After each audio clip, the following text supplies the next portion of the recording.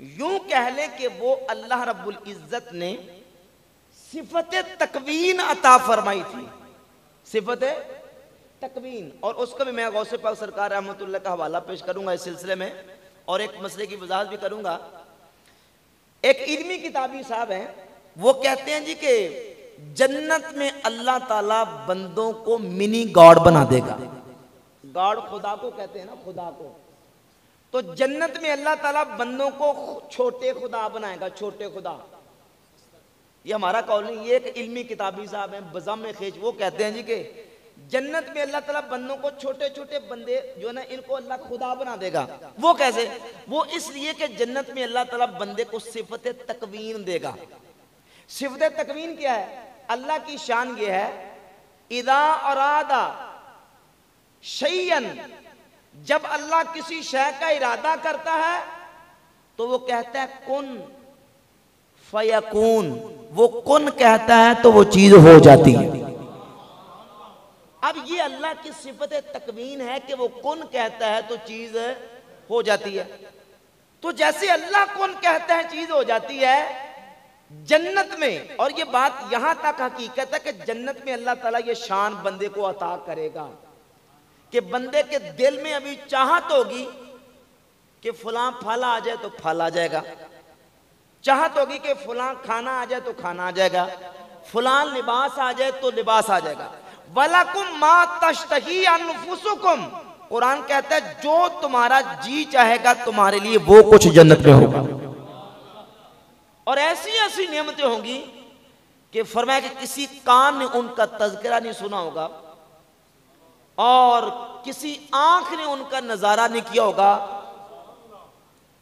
اور فرمایا کہ وَلَا خَطَرَ عَلَى قَلْبِ بَشَرٍ، کسی بشر کے دل میں کبھی خیال بھی نہیں آیا ہوگا کہ ایسی بھی نعمتیں ہو سکتی ہیں.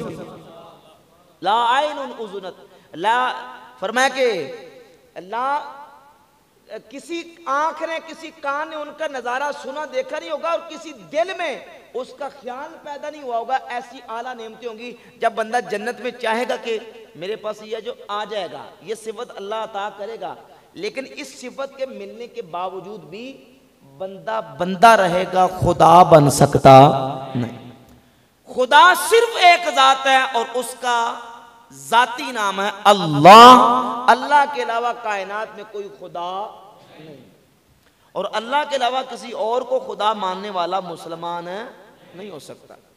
اب وہ کہتے ہیں جی بندے جو ہے نا یہ جنت میں منی گاڈ ہوں گے، منی خدا، چھوٹے چھوٹے خدا ہوں گے، کیونکہ اللہ تعالیٰ ان کو جو ہے نا وہ یہ صفت جو دے گا. حالانکہ یہ صفت ملنے کے بعد بھی بندہ بندہ ہی رہے گا، خدا، کیونکہ یہ ساری شانیں اللہ کی ذاتی ہیں.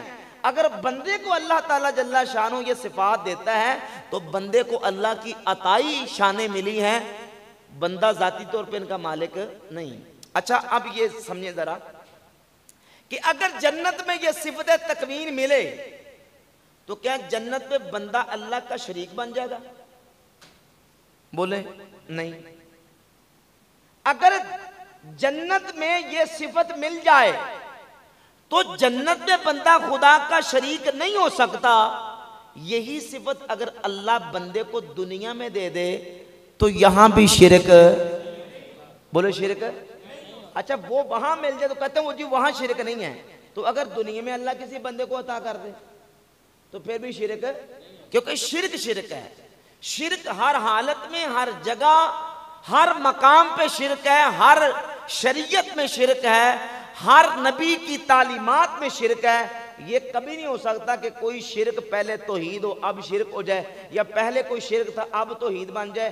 شرک ہر عالم میں شرک ہے، ہر حالت میں شرک ہے، ہر شریعت میں شرک ہے. اگر بندے کو صفت تکوین دنیا میں ملنا شرک ہے تو پھر جنت میں بھی شرک ہے، اور اگر جنت میں شرک نہیں ہے تو پھر دنیا میں بھی شرک نہیں. آصف بن برقیہ سلیمان علیہ السلام کی بارگاہ میں تخت لے کے آئے. کس طاقت سے؟ وہ روحانی طاقت سے. آنکھ جھپکنے سے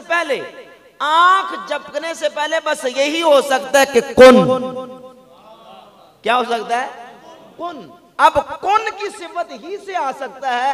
اور یہ آصف بن برقیہ کا تخت لانا یہ ما فوق الاسباب ہے. یہ بھی ایک کنڈیشن سال لگاتے ہیں جی، وہ ما تحت الاسباب بندہ کر سکتا ہے، یعنی جو اسباب کے تحت ہے، تو جو اسباب سے ماورا ہے وہ نہیں کر سکتا۔ سوال یہ ہے کہ آصف بن برقیہ نے ملکہ بلقیس کا تخت لانے میں کسی کرین کا استعمال کیا تھا، کسی ٹیکنالوجی کا استعمال کیا ہے، کسی لیٹسٹ سے لیٹسٹ کوئی نئی سے نئی کسی ایجاد کا استعمال کیا ہے؟ کسی چیز کا نہیں۔ اگر کیا ہے تو اپنی روحانی طاقت کا استعمال کیا۔ اب اس ایک کرامت سے ہی واقعہ اور مسئلہ حل ہو جاتا ہے کہ اللہ رب العزت جل وعلا مجدہ الکریم اپنے بندوں کو یہ طاقت، یہ شان عطا کرتا ہے کہ اللہ کے بندے وہ کام کر جاتے ہیں کہ جو انسان عادتاً ان کو کر نہیں سکتا، اور اسی نیک بندے کے اسی عمل کو کرامت کہا جاتا ہے۔ اب اس پہ عقلی گھوڑے دوڑانے شروع کر دیتے ہیں جی یہ کیسے ہو سکتا ہے، یہ کیسے ہو سکتا ہے۔ دیکھیں یہ کیسے ہو سکتا ہے، یہ نہیں ہو سکتا، یہ سمجھنے کی ضرورت ہے۔ یہ نہیں ہو سکتا، اس کو محال کہتے ہیں، ناممکن۔ اور محال کی 3 صورتیں ہوتی ہیں، ایک ہوتا ہے محال عقلی، ایک ہوتا ہے محال شرعی، اور ایک ہوتا ہے محال عادی۔ محال عقلی کا مطلب یہ ہے کہ عقل بھی کہتی ہے، عقل اس پر قطعی دلائل پیش کرتی ہے کہ یہ واقع نہیں ہو سکتا۔ محال شرعی کا مطلب یہ ہے کہ اس پر شریعت کی طرف سے قطعی دلائل موجود ہیں، یہ نہیں ہو سکتا۔ اگر عقلی قطعی دلائل بھی موجود نہیں، شرعی قطعی دلائل بھی موجود نہیں، صرف اس بنیاد پر بندہ کہہ دے کہ یہ کرامت نہیں ہو سکتی، کیونکہ عام طور پہ عادتاً یہ نہیں ہوتا، تو کرامت تو ہوتی ہی وہ ہے کہ جو عادت کے خلاف ہوتی، عادت کے خلاف ہوتی۔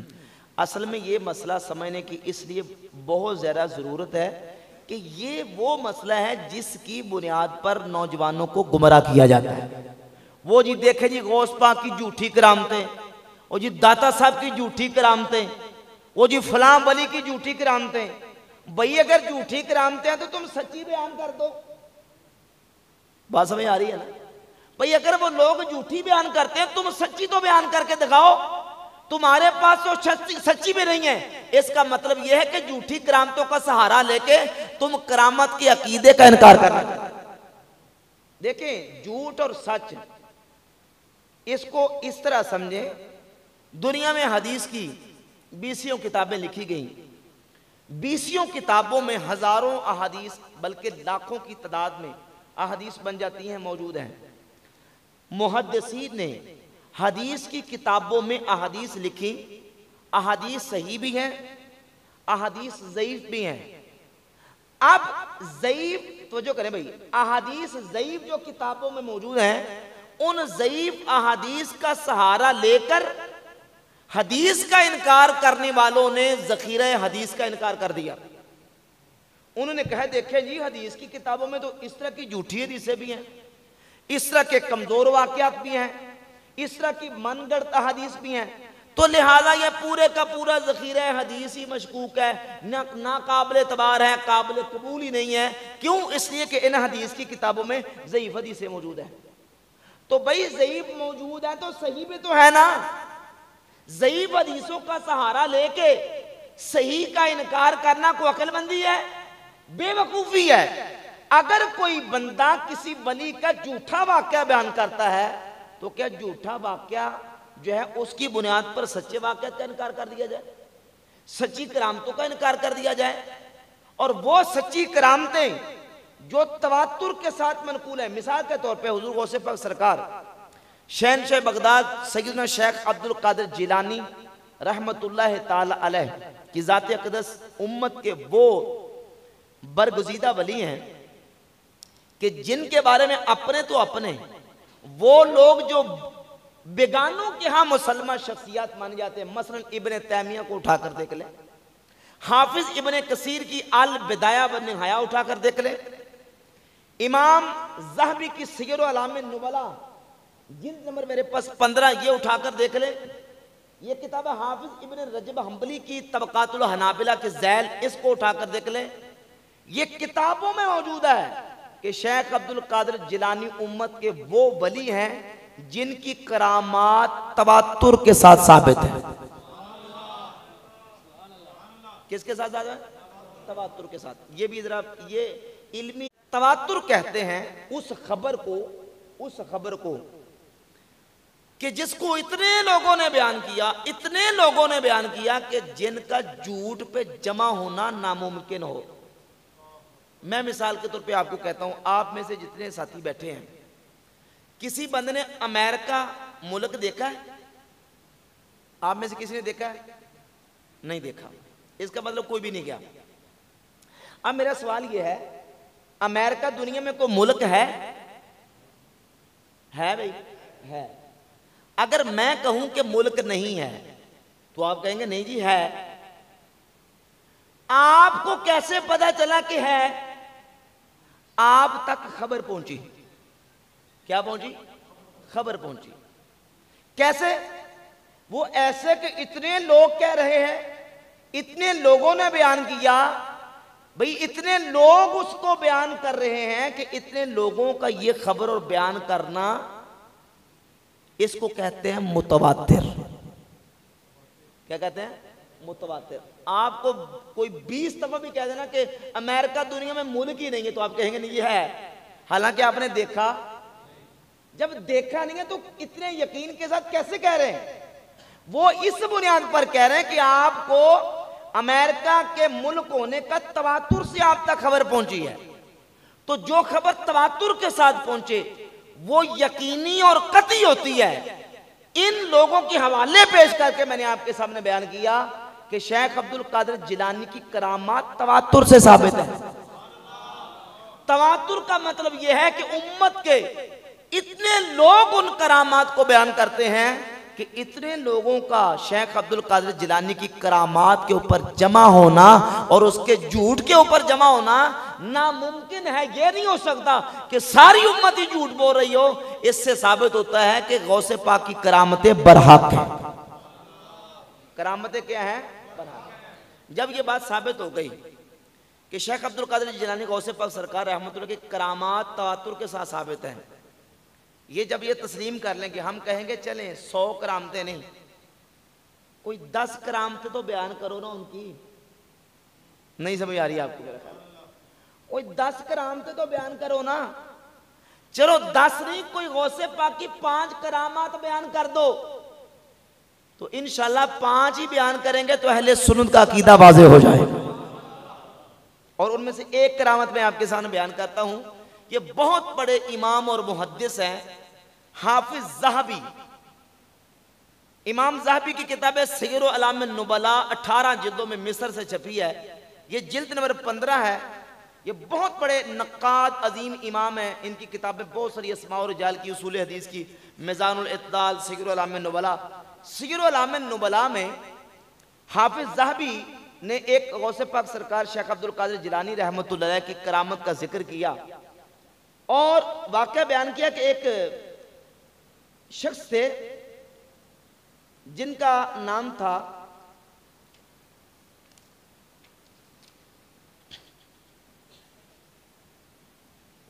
دروشی پڑے گا صلی اللہ علیہ وسلم.